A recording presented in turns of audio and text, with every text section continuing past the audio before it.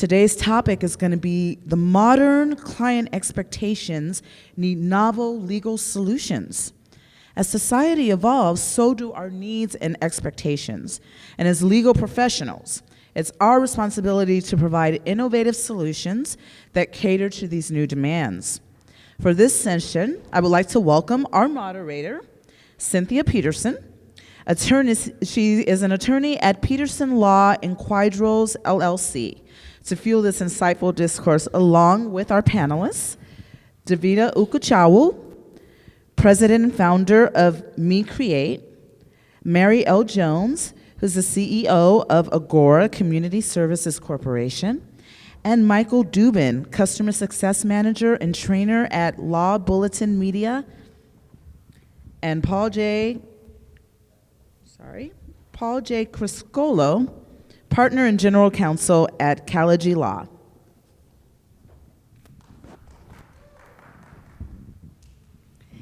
Everybody, we are excited that you have joined us this afternoon, and since it's after lunch, we know that we have to be exciting for you, right? I'm Cynthia Petersen, and I am an entrepreneur. I am a sole practitioner attorney of a law firm that divides retirement plans and divorce, which is a niche area of law. I also have a photo studio and art gallery and craft store, and I have an Airbnb, besides being a mom and a wife. So very busy, and so we obviously need to concentrate on clients, and that's what we're talking about today. If my panelists can introduce themselves. Sure. Good afternoon, everyone. My name is Paul Criscuolo. I am a tax transactional attorney.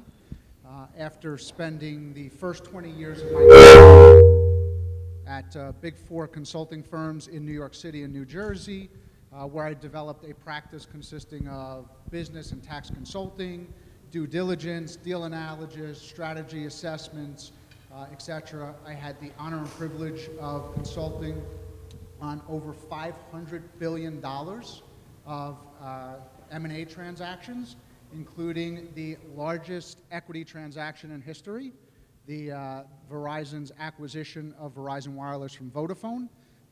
Interesting side note, I worked on that deal in 2013. It closed in early 2014, and to this day, it's still the largest equity transaction in history by about $100 billion.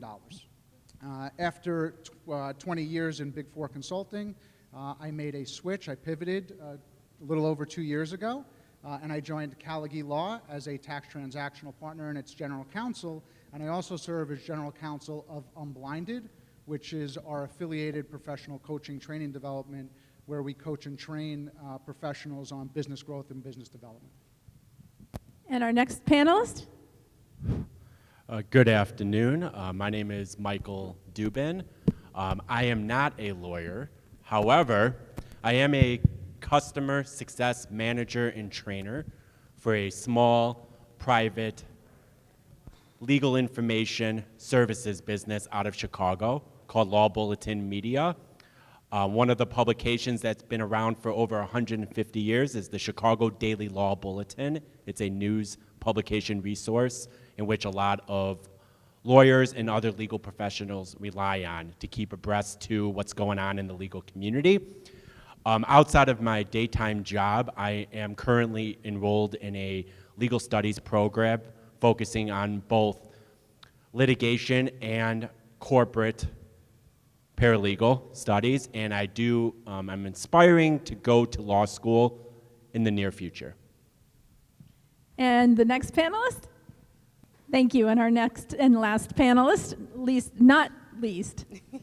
Thank you. Hi, everybody. My name is Davina Ugochukwu, and I am the executive director and founder of MiCreate. Through MiCreate, I run a few programs where I work directly with survivors of human trafficking, incubating, incorporating, and accelerating businesses around the advocacy work that they've been doing or that they would like to do.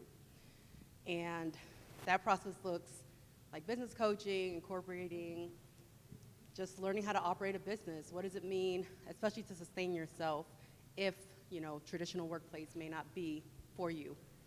I am also, I'm an attorney by trade, and I also work with the legal aid with survivors of human trafficking, providing civil legal aid in all types of different civil legal matters.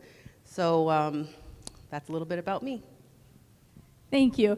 I am very excited because our panel is very diverse, and I believe that we can really delve into this topic. And what we're hoping to do is have some input from you as well today. So since it's after lunch, we're going to ask you to participate as well. So we're going to get started right away. Our first question that we're going to address is, how have clients' expectations changed in the last few years? And I will start off with that. As we know, we had a pandemic. Everybody knows that. And many businesses shut down, but the rest of them had to change. And our clients became more tech savvy. They all of a sudden were almost forced to deal with technology.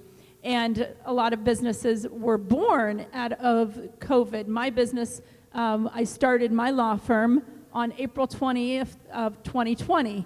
And because of the atmosphere of COVID, my business is almost all electronic and streamlined to be almost all online. But I was a customer service representative, so how do we keep that customer service care when we're dealing with technology? And so that is a struggle that I think law firms especially deal with, especially with attorneys that like to give advice and sometimes don't have a good bedside manner, so to speak. And so our clients expect not only that they will have the ability to have efficiency, but they also want transparency, they want honesty, and they want you to care about them. And so one of the things that you can do with your practice or in your business is keep that in mind, that no matter how much technology you use, you need to keep the fact that the customer wants to be respected and cared about as the thing that needs to be foremost in your mind. Paul, do you have any thoughts on that? I do, and thank you for that, the question and the wonderful access to it. You know, what resonates with me deeply, there's a session being held today at 4 o'clock by my partner, Sean Callagy. It's the Showstopper session. And in the history of this conference, multiple years, multiple conferences per year, this is the first time they're actually bringing all of the separate conferences together to hear one speaker, and that's going to be my partner, Sean Callagy, today at 4 o'clock. And the topic is, who are you and what business are you in? And historically, if you would have asked me in what I would call my previous career at Big Four, I started my career at KPMG. I was at PricewaterhouseCoopers for 14 years. If you would have asked me then what business I was in, I would say I'm a tax and transactional attorney. My clients are X. What I have learned working with my friend and partner, Sean Callagy, is we are all in the people business. That is reality. All business is built on relationships.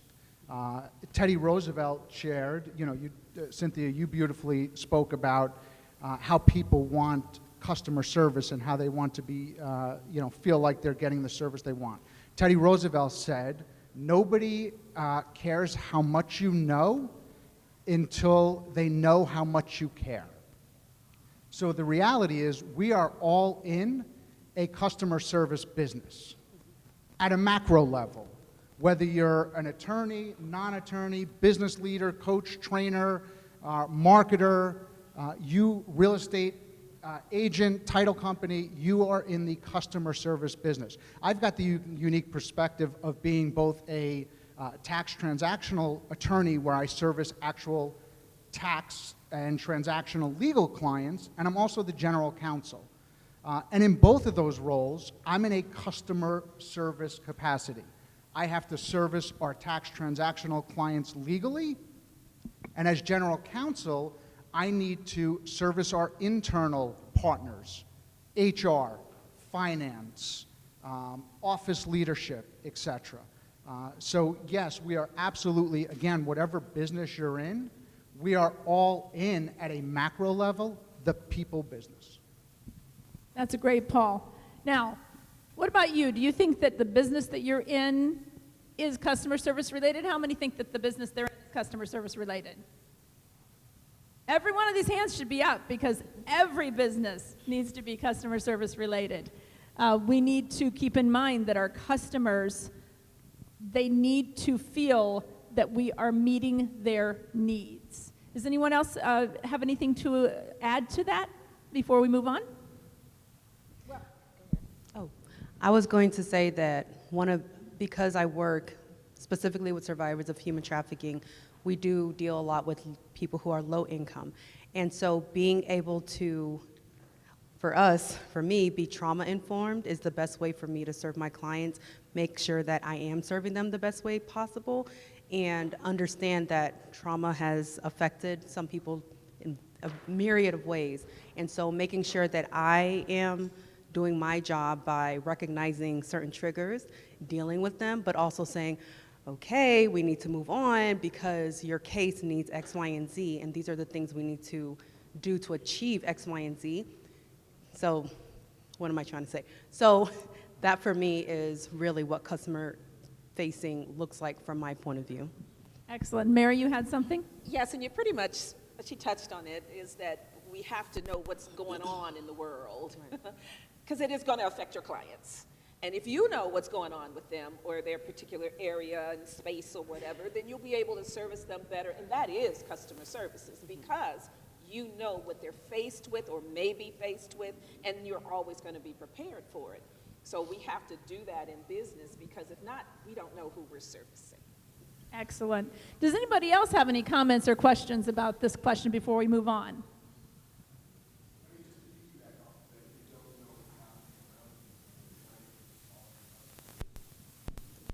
Right. If you don't know what's going on around you, you can't solve your customer solutions, is what he said, and that is so true.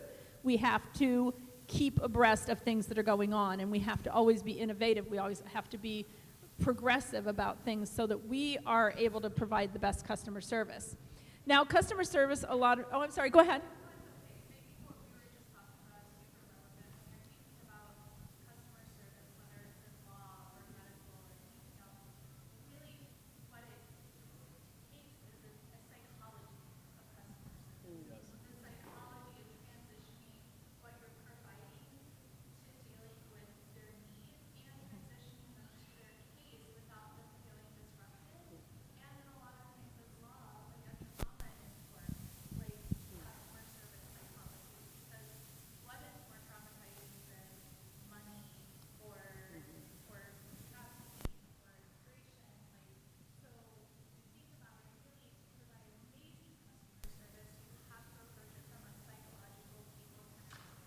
That's excellent. I have been a divorce attorney for over 25 years, and that's something that I always say, is that I'm sometimes a housing coordinator. I'm a counselor. I'm a job, career person. You have to meet the client where they're at.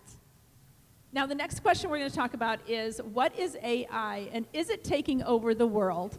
The first person who's going to talk about that is Michael. I'm chuckling a little bit because I think, as we all know, the concept of artificial intelligence, it's out there every day. Maybe it's because the news is reporting it, or a new article comes out, or as we speak here in front of you and as you're engaging with us, there's already a new AI tool or thought that's already coming across that maybe is looking for that additional finance to be able to springboard them to a potential reality solution. So I want to kind of talk a little bit about just technology as a whole, and then kind of lead into artificial intelligence. Well, I think, as a few panels mentioned this morning, technology is broad. Understanding the nuances of technology is challenging. But technology, you think about it, we're all, in some way, shape, or form, glued to our phones, checking our emails, taking calls, surfing the internet. But what did we have before the iPhone? We had, rotary phones. We had phones at our home, home lines. Maybe some of us had to go through a switchboard, and those switchboard operators they're not really in existence anymore because of the phone, or the car, or the airplane, or the train, you name it, or the refrigerator that was mentioned this morning. These are all technology advancements that have helped our society continue to grow. But to grow today in the artificial intelligence space, again, is challenging. What is artificial intelligence? Is artificial intelligence going to take over our job? I'm no expert, however, I do study it, and I read up, and I try to attend as many events, and from talking to individuals in the industry, I think we all know that artificial intelligence is here, and it's here to stay, to help us with maybe some of those remedial tasks, some of those tasking stuff that we have to go through that maybe is taking away from our ability to be more creative, to be able to solve in a creative fashion for our clients. And artificial intelligence is here to help out with that. There's study after study, and I just want to kind of point out a couple different things to really kind of paint a picture. Some examples of generative artificial intelligence include ChatGPT. We all know ChatGPT because it's what? The news is talking about it. We had ChatGPT 3. Now we're going on to ChatGPT 4 that maybe can do some sort of human emotions, potentially. I don't know. I'm not here to say that it will be able to. Other stuff, creativity, like Midjourney and DeepMind. But really, how big is the AI market? Well, the global generative AI market is valued to be at $8.2 billion back in 2021, and is projected to reach $126.5 billion by 2031. What does that tell you? AI is here. It's growing. It's constantly being evolved. And where do we play a role in it? Well, we have to learn about it. We have to immerse ourselves with it. We have to understand what is AI and what kind of input we can put into it to get in return the output that we're looking for to help us and our clients be more successful. But as I end my quick chat with you all today, it became a realization of mine this morning over a coffee and a bagel that there is a young individual that has a great perspective on artificial intelligence from a coding perspective, and I would like to invite him up just to share a couple thoughts with you all today. Mr. Chirozie Ugochukwu, kindly show yourself to the stage. This is my son. He's no, I didn't. He's 14 years old, and he can tell you a little bit about how, yeah, go ahead. He can tell you. All right, so I started coding. Well, I got the idea of coding in around 2020 of October. I moved in with my mom. It was really, you have to gain a lot of motivation to start coding, as well as when you, like at the very beginning of programming, getting involved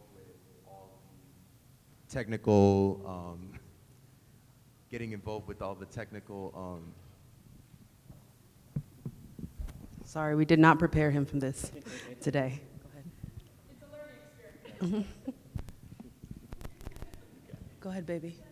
Come on. with all the technical parts of learning how to use a computer, learning how a computer works. There's also many options you can choose from when doing all those technical type of situations. Mm-hmm. So Me can you tell us? personally- Oh, sorry. Go ahead. Me I think you're about personally, to. I started with Python. I know some people like to start with different programming languages such as Java, C#, C++, and honestly, I really do recommend that you start with those harder programming languages, as it does create a gateway to learning other programming languages that can be easier and more useful for types of situations and different types of apps and programs you're trying to make. Can you tell everybody how you learned? Yeah, so I started learning with just a bunch of YouTube videos. I simply looked up, learned how to do Python, and I found this video called Learn Python in around 4 hours by freecampcode.org. I also used another website called Code Academy, which is also extremely useful in people who like to read instead of watching videos or using examples. I feel like YouTube videos were better for me because I could see what they're actually doing and then practice while I programmed. Thank you.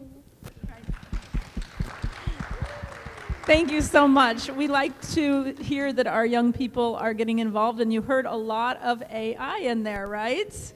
Okay, now Paul has a perspective that he wants to bring in, the legal perspective on things. Yeah, before I jump into that, though, just a quick point on what Michael was sharing about how it's constantly evolving.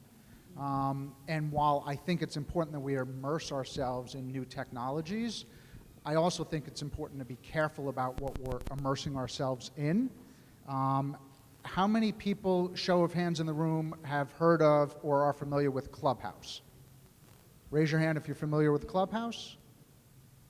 Okay, leave your hand up if you've been on Clubhouse in the last week. No one. About a year ago, maybe a little bit more, Clubhouse was the new best thing. They were adding millions and millions of customers a day. It was going to take over Facebook, Instagram, LinkedIn, Twitter, etc. And now nobody goes on it. So reality is, yes, be aware of these things. Just be careful about immersing yourselves too deeply in certain areas to the exclusion of other areas. And then just on the legal side of it, from an AI perspective, not legal advice, but from a legal perspective, the legal landscape of AI and technologies like it is completely barren right now. There's not a lot of specific legal laws, legal regulations around AI. So there's a lot of questions. There is one, I'm familiar with one law. It's a controversial law that was enacted in New York City.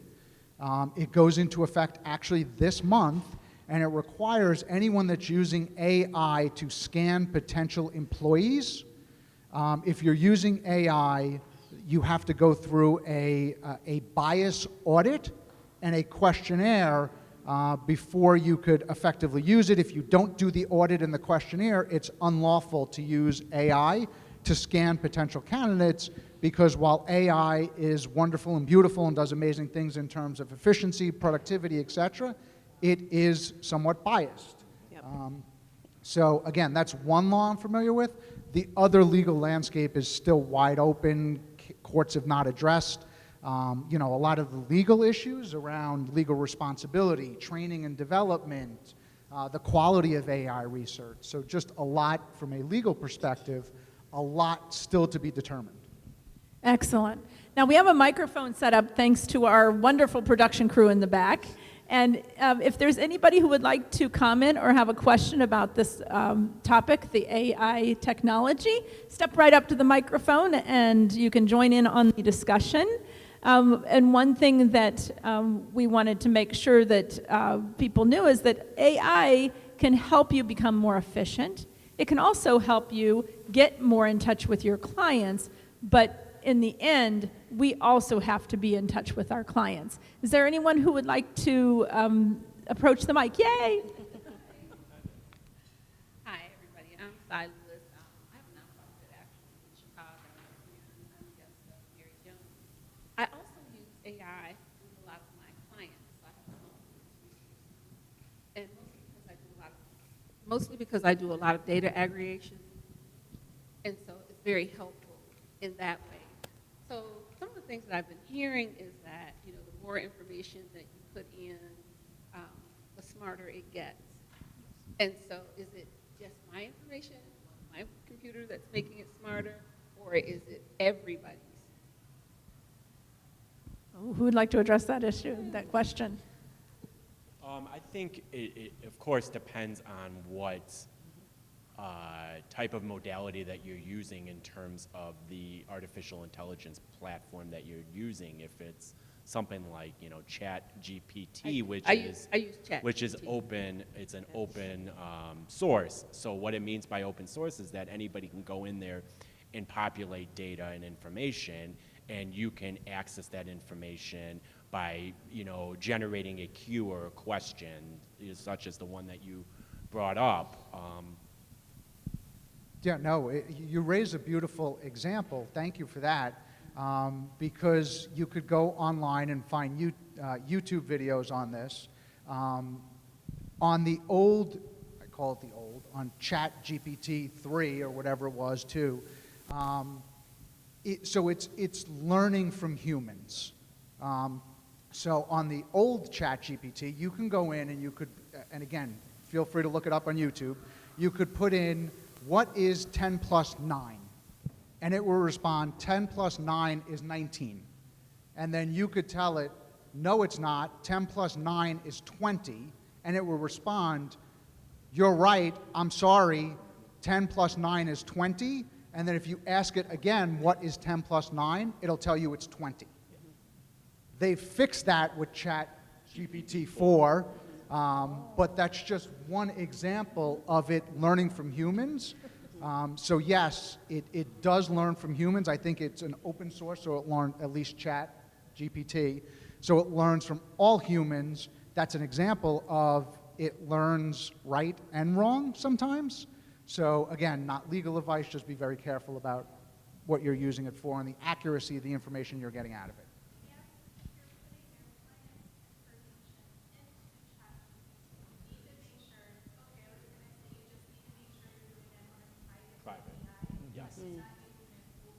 Yeah.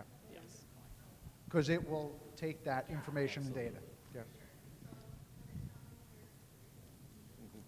So the second part of this question is, why ChatGPT when you have Google? When you have Google. When you can do a Google search. I mean, so can you give me an idea of the intensity? Yeah, I mean, I think from my perspective, what I use ChatGPT for is creating stories, words, etc. If you just wanted to look something up like, who is George Washington? Yeah, you could put it in ChatGPT and you put it in Google, it's going to get you the same answer, okay? But if you do anything, I think, more substantive than that, you're going to get a better answer, a better result, a more usable result out of ChatGPT than you are on Google, because Google's just, ChatGPT will create an answer or a framework for you. Google's just going to give you links that you then got to go through and accumulate information on anyway. At least that's my experience. Right, and Davina, you wanted to address something, and I think it'll touch on some topics that we'll hit on later, but so I work with survivors of human trafficking, but I also work with service providers who serve survivors of human trafficking because they need to be doing what they need to be doing in order to serve my clients better. And a lot of these service providers are forming new businesses, new nonprofits, new LLCs, or they're transferring their business to a different business structure. Well, what does that mean for me? So I have my full-time job. So I still work 40 to 50, 60 hours, my legal aid, and then in my love time with my nonprofit, I do what I need to do on that side. So if I have a client that comes to me and says, hey, can I use ChatGPT to create a bylaw framework, and then maybe one of your business attorneys can review it, I'm like, please. Because then it relieves me a couple hours of going through whatever law, depending on if you're going to incorporate just at the state level, if you're going to do nonprofit at a federal level as well. It helps me not have to look up and read business code and then try to translate that into what it is that you need. So Google cannot create this framework as Paul mentioned. However, these other types of AI can, and that does, for me, not a promotion, but I can see where it's useful in, you know, the work that I do and the work a lot of other attorneys do as well. Michael, did you have something on that? Yeah, the only thing I just want to kind of piggyback off of is definitely have the human review the output. Because if you don't review the output, you may fall into the classic trap of what happened, I think we all probably know, in New York City, where they submitted a case and the judge scolded them because they found that ChatGPT it hallucinated, so it provided incorrect information, and they are getting some significant penalties as a result. So definitely make sure to provide that human review on any sort of contract document. Right, and a lot of people use things like LegalZoom and Rocket Lawyer, and those will spit out legal documents. And frankly, I use Rocket Lawyer sometimes as a start to some of my documents because it's a lot easier to start with something that's already there and build from it. But when you do that as an individual and you do not know the regulations and you do not know the consequences of the language that you have put in there without even knowing what you wrote, then sometimes your business can be, get into trouble with the rules and regulations because of the way that it's drafted. And so that's why, as an attorney, I start to feel uncomfortable if somebody's going to totally draft something on their own that's a legal document without having somebody review it. And I think that that's one of the reasons why AI is never going to just take over the world, because we need that human touch for a lot of reasons. And Mary?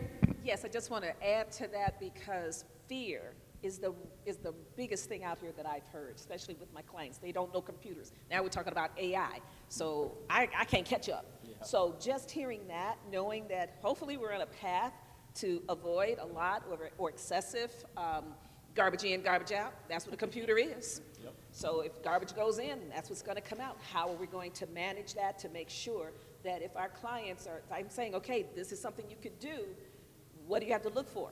Look for the garbage. So get some confirmation, take it to an attorney, so on and so forth. Thank you for saving our profession. Just one quick question. What ChatGPT do you all use? Can we address that after them? Because we can individually meet with you and discuss that. That would be great. Thank you. I think we had one more person. Did you want to say something? Sure. Yeah, oh, go ahead. Sure, absolutely.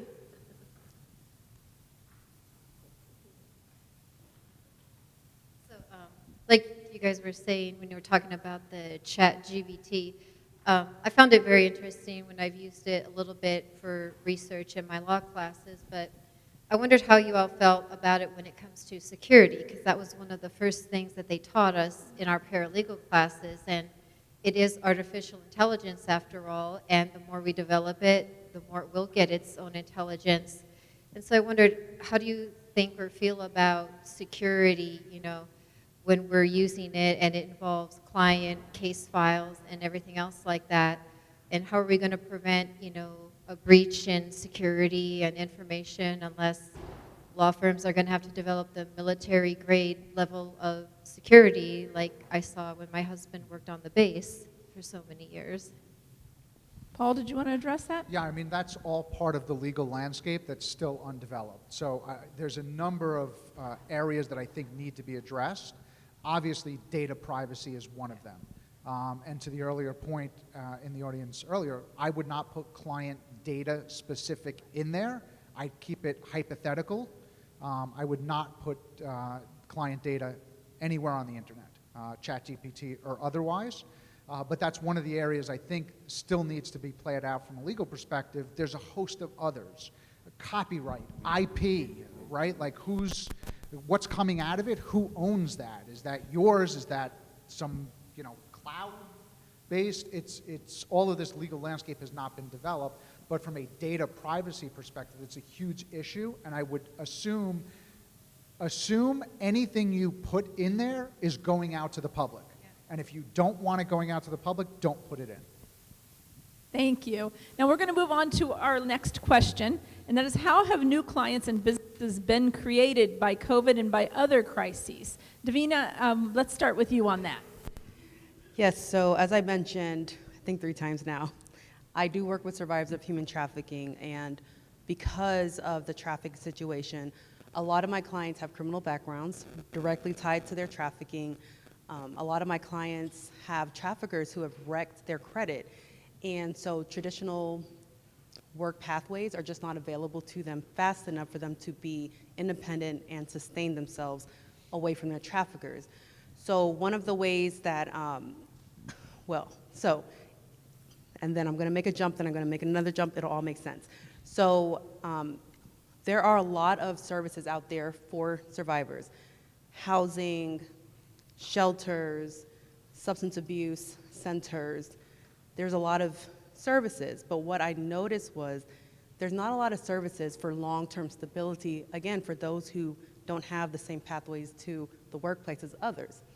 So when I thought about MiCreate, I was really thinking about those survivors who were 2-3 years outside of their situation.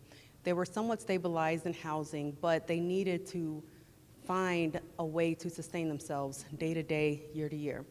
A lot of folks do speaking engagements, performances, they go to conferences, they help put on events. What I also noticed was that they're not considered the type of business people that I saw them as. And so the way that they're using entrepreneurship in all the different avenues, a lot of people didn't recognize that as something that needed to be supported. So they were already being innovative. They already found some novel ways to survive, but I also wanted to make sure that they were being protected from a business standpoint, from a legal standpoint, which is why I created MiCreate. So the point was trying to find a novel legal solution that was not yet available. At this point, right now, it does appear that MiCreate is the only nonprofit that is working with survivors that provides incorporation of businesses. And so I work a lot with economic empowerment programs.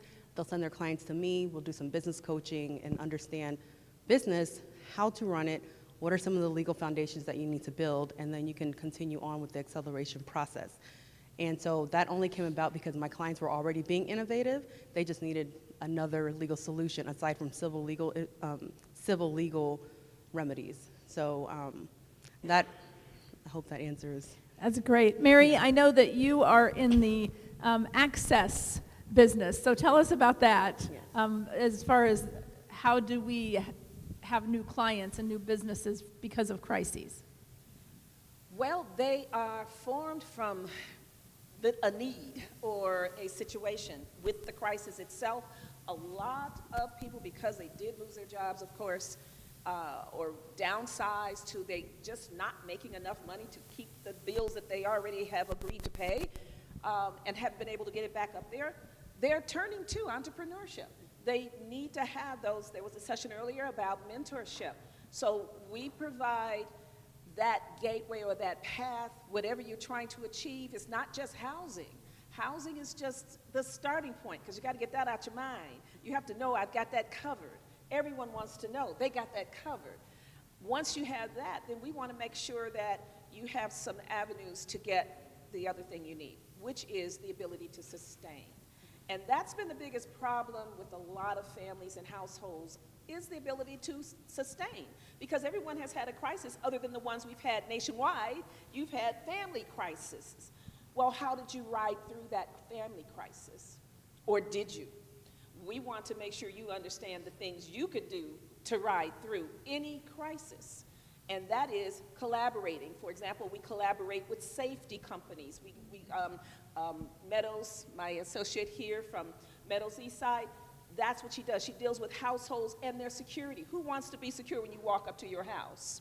Everyone does. So you have to learn, what is it that you're not doing that's not making you secure? So all of these things just fit together. So I believe that right now in every business out here, entrepreneurship should be elevated. It should be encouraged. It should be, take a look at it, because that could get them past that point. They may become employees again, who knows? But the thing is that it's satisfying that particular need at that particular time. Right now, entrepreneurship is what is happening, because everyone has a talent or a skill that they might not have activated had it not been because of COVID. And with customer service orientation, we can build them up and show them what their talents can end up resulting in something that will sustain them. So our last question, we only have about five. If I could just jump sure, in go real ahead. quickly on that, I want to add an interesting side point about our business and COVID. So aside from the law firm, as I mentioned, we have Unblinded, which is the coaching, training, development company on professional growth and development, and we hold immersions, think networking events, but we don't call them networking events. We hold immersions throughout the year all over the world. We had an event in Grand Cayman in May. We had 100 people too. We have an event coming up this weekend in Jersey City, New Jersey from Thursday to Sunday. There's going to be 500 people attending it live and virtually. An interesting side note, if you're interested in that, see me after. Happy to talk to you about that. But we're an event business right now. Okay? Our business was started in January of 2020. We held our first event in Secaucus, New Jersey. There were 1,500 people there. And the idea was this was going to be a live event business. Everybody knows what happened 2 months later when COVID basically shut everything down.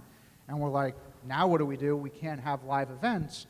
So we pivoted and we created what we used to call The Real Raw. It's now called The Heart of Influence. It's an online show. It's a Zoom show that we put out on Facebook Live. We're up to 3 a day at this point. And it's an hour long. And think of it as I mentioned before, all business is built on relationships. We believe all relationships are built on shared experiences. Okay? How do you create the most efficient shared experience? Okay? So I could call up 5 people. I could see if they want to go to lunch somewhere. We could check calendars. We can get it on the calendar. We could then drive to the restaurant. We could spend 2 hours at the restaurant having lunch. We could pay for that. We could drive back to our house or our office. That takes a lot of time, right? We've collapsed that time by doing these online events, which were driven out of COVID, where we put 4 to 6, 6 is our ideal number, of people on a show, and again, we're up to 3 a day at this point, and that show is a chance for you to meet other people you would want to do business with. And we get people on there, we do geographically and vertically specific. What I mean by that is I'm a tax attorney in New Jersey. It wouldn't make a lot of sense to put me on a show with a real estate agent in Idaho. We're probably not going to do business together, right? So we make it geographically and vertically specific where it makes sense for everyone to come together. It's an hour, and we've created a very efficient shared experience where hopefully everybody comes out of that and does business with each other. And we've collapsed the time frame around that. That all grew out of COVID. Excellent, Paul. Thank you for not letting us forget that point. That was very important. We have about 3 minutes left, and we have one more question we're going to talk about very shortly, and that's how about the client who doesn't have technology? I know as an attorney, I live in a very small town. I have elderly people. They say, I don't use the internet. I don't use email. I don't have texting. I don't have any of that. So how do we, as business owners, help that client just as efficiently and just as well as with technology? I think, Davina, you had something about that, correct? Yes, so one of the things that a lot of my clients run into is transportation and lack thereof, especially since COVID. A lot of things shut down, a lot of things have not picked back up. And so just making sure that they have access to computers or a phone for me to be able to speak with them has been very important. It's a way that we've used technology to, along with everybody else in the world, to kind of bring the legal services that we can provide to them. And that's been the biggest one so far, just making sure they have access to something, teaching them how to use it. So patience, education. Excellent. And Mary, do you deal with that in your situation as well? Yes, a lot. Most of them are seniors, but there are those that aren't seniors as well that just haven't been able to keep up with that, with technology. But we do believe in a way to do some type of home visiting. So we do that. We have our uniforms, so if you go to someone's home, you want to make sure that they know that someone safe is coming to their door. So we have created that relationship with them already by doing telephone sessions, whatever else we have to do, or them coming to our office if they have to that one time, but then after that, they don't have to. We will go to their house, we'll do everything, especially Zoom court. Zoom court took people through all kinds of imaginary fears. They did not know what was going to happen. And after the court, they probably still didn't. But the point is that we were there, we helped them set up the computer, and we helped them be on the computer during the court session. We were, just there, but in case a computer died or something, we bring it back up. But that's about it. But we made sure they were able to be at court, and then they were able to then take it from there. And any type of other services, we are a HUD certified housing advising agency. I don't think I said that, because we do so much. Because there are a lot of areas of housing. There's homelessness, there's rental, there's home buyers, there's those that are transitioning that need a time to regroup. So bottom line is, we want to know what is going on, what is possibly some of our clients are going to have to be faced with, and have a solution for them, even if it's just a referral to another service. Excellent. I hope you guys have enjoyed our talk this afternoon. You can see all of the panelists later if you would have any other questions or discussions. We would love to meet with you. And we thank you for attending our panel this afternoon. Yes, we do. Thank you, everybody. All right, thank you, panelists, for that very engaging discussion.